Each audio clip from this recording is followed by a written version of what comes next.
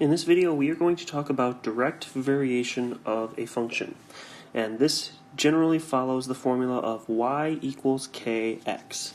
Now, when we see this, we need to remember that x is your input, y is your output, and k is a constant that does not equal 0. So k cannot be 0, but it can be any other number, 1, 2, 5, -7. It could even be decimals, or it can be fractions, but it cannot be 0. And the idea of a direct variation is pretty simple. All we have to remember is we have a y equals, we have an x, and we are doing something to that x through multiplication. We're multiplying it by something, whether that be 3 or -4 or even, let's say, -1/2.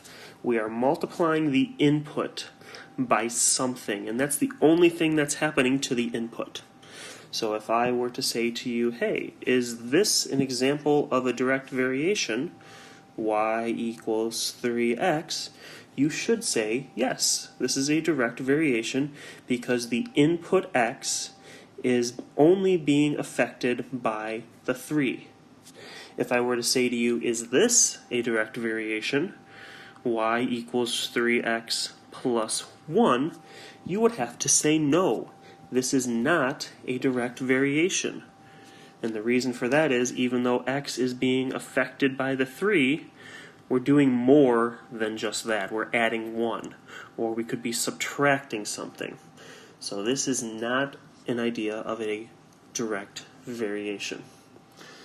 So let's dive a little bit deeper into direct variations and start looking at equations that could or could not be a direct variation.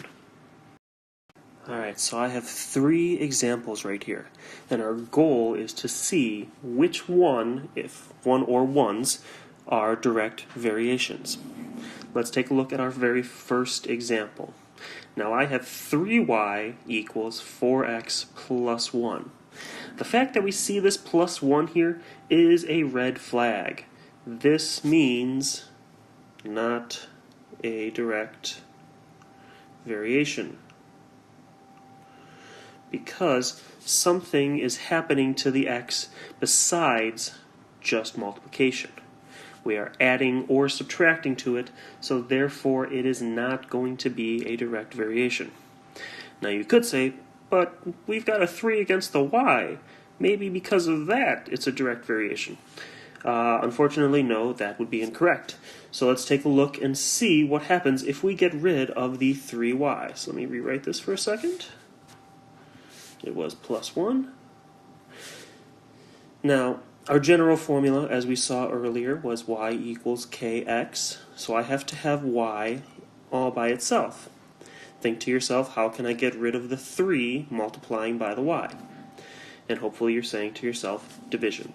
We are going to divide everything by 3. So divide it by 3 here, divide by 3 here, and divide by 3 there. The 3's on the left side cancel out. We're left with y. We have 4/3 x plus 1/3. And as I said before, we still have addition or subtraction affecting our x as well. This is not a direct variation. So, not and I'm going to abbreviate direct variation with D period V period. Alright, let's look at the next one. I have 3x equals -4y, and we should see here that there is no addition or subtraction happening with the x side.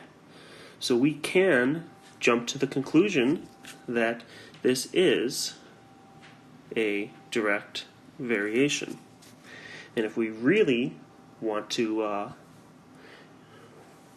do a little bit more work, we can say, hey, let's solve for y. So I'm going to divide everything by -4, and we get negative 3/4 x equals y. So this is a direct variation, and because it's a direct variation, it has what is called a constant of variation. Let's write that down here, constant of variation. And what the constant of variation is, it's that value for k. We saw earlier that the general form again was y equals kx. Whatever k is the constant of variation. Okay, so if I wanted to know what the constant of variation for this problem is, I would just look at what is multiplying x. And it's negative 3/4. So our constant of variation is negative 3/4, and this is a direct variation. Lastly, we can look at this example, which we have to be a little bit careful about. We have y plus 3x equals 0. We might want to jump to the conclusion that's saying, oh, because we are adding to the 3x, it's not going to be a direct variation. But y and x are on the same side of the equation. We have to rearrange this so that we have y equals kx, or y is on one side, k is on the other. So how can we move this plus 3x to the other side? And hopefully you answer with subtraction. We are going to subtract 3x from both sides. 3x minus 3x is 0, and we have y all alone, and we have negative 3x on the other side. So now that y and x are on opposite sides of the equal sign, we can decide, is this a direct variation? So look at what we have. Is there any addition or subtraction with our x term? No. So this is a direct variation. And what is our constant of variation? Well, what's happening to the x? It's being multiplied by a negative 3. So the constant of variation, remember c lowercase o, v, constant of variation, is a negative 3. And there we go. So if we are given the equations, we can look and see, is it a direct variation or not? And the main thing we're looking for is, are we adding or subtracting anything from the x term when x and y are on opposite sides of the equal sign? If we are adding, it is not a direct variation. If there's no sort of addition or subtraction and just the x on one side with the constant of variation and the y on the other side, it is a direct variation and we have a constant of variation. But what if they don't give us our equation to work with? What if they give us a relationship, a table? Well, let's take a look at this and see if we can decide, is this a direct variation or not from a table. Here we have a table. We are given our x values on the top row, our y values on the bottom row, and we're trying to decide, is this a table of a direct variation? Does it match, if we were to create an equation here, does it match our general form of y equals kx, where k is our constant of variation? Now, there's a couple different ways that you can do this. You could start off by trying to figure out an equation for this table.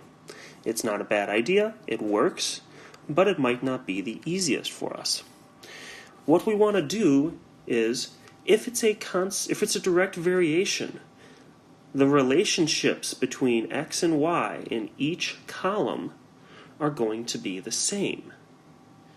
And what are we doing to x to turn it into y based on this equation? Well, we're multiplying it by k, that constant of variation. So, if I solve my general equation for k, so instead of having y equals kx, if I divide everything by x, and I end up with y divided by x equals k, I can use this formula to decide, is the table a direct variation? And I do that by dividing the y value by the x value. So I'm going to add another row to our table, and I'm going to call this the y divided by x row. So if all of our entries into this new row are the exact same, we must have a direct variation, because each entry will give us the same k. If each entry here is different, it is not a direct variation. So let's get started. I have y divided by x, so I have 6 divided by 1. 6 divided by 1 is 6. There's my first one. Now I have the next y and x value. I have 18 divided by 3. 18 divided by 3 is also 6.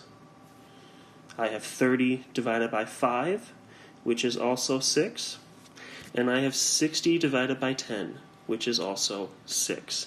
So every single x value and y value, input and output, has the same coefficient or constant of variation. So we can say that this is a direct variation, and the formula would be y equals 6x. 6 because all of our constants of variations were the same, and they were 6. Alright, but let's look at one that doesn't work out right and see what happens in those cases. So let me delete this and let's create a new one.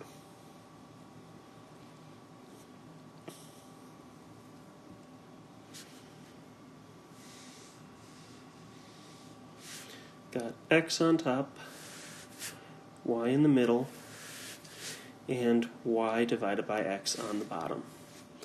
So let's say we have 2 and negative 2. We have 4 and 0. And we have 8 and 4. Now we still want to figure out the k values, those constants of variation. And if all of these are the same, we know that the entire table is of a direct variation. If they're different, we know that it is not. So if I take negative 2 divided by 2, following our y divided by x, negative 2 divided by 2 is a negative 1. Now we take 0 divided by 4. 0 divided by anything is 0. And then 4 divided by 8, that's going to give us 1/2. And as we see here, nothing is the same. So this is not a direct variation. We have something different going on. We don't have a constant of variation. We have something multiplying by x and then adding or subtracting afterwards, which is not what we want. So let's try one more that I'm going to come up with, and we'll see if you can figure it out. So here we have our final example that we're going to do. I've given you the x and y values for a function.